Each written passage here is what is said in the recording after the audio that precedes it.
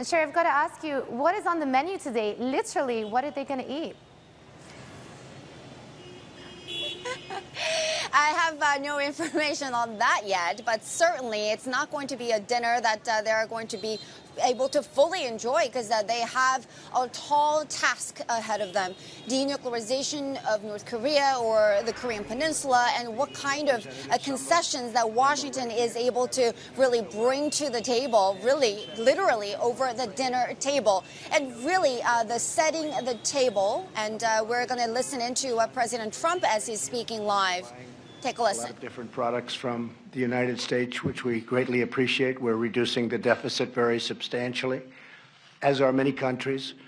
But I very much appreciate the hospitality. It was really something special. We got off Air Force One last night, and I drove down the boulevards, and I saw all of the buildings under construction and how Vietnam is thriving.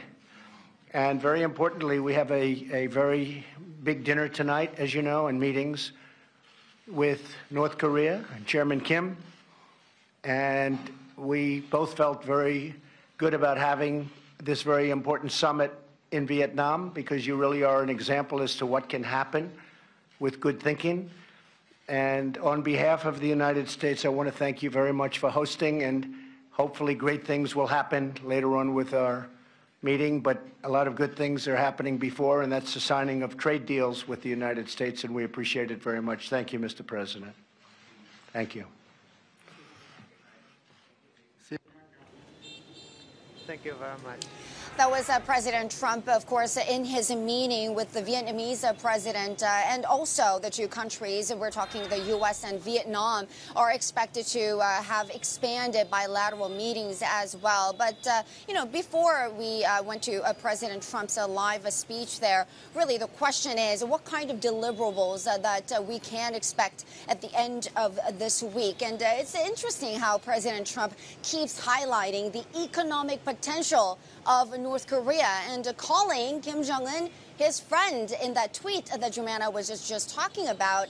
And also, against that backdrop, we're also getting reports from South Korean media. Yonhap News, for example, is reporting on Kim Jong Un delegation's visits to the industrial area, the port city of Haiphong. Remember, there were a lot of speculation about whether Kim Jong Un is going to be visiting some of the industrial park and, you know, South Korean businesses in Vietnam.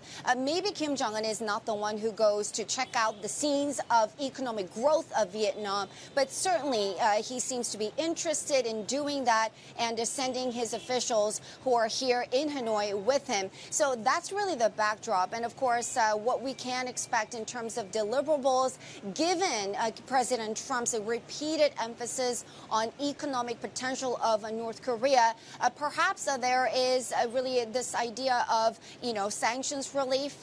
That's certainly what North Korea is going to try to get out of that dinner table and tomorrow's nuclear talks with President Trump.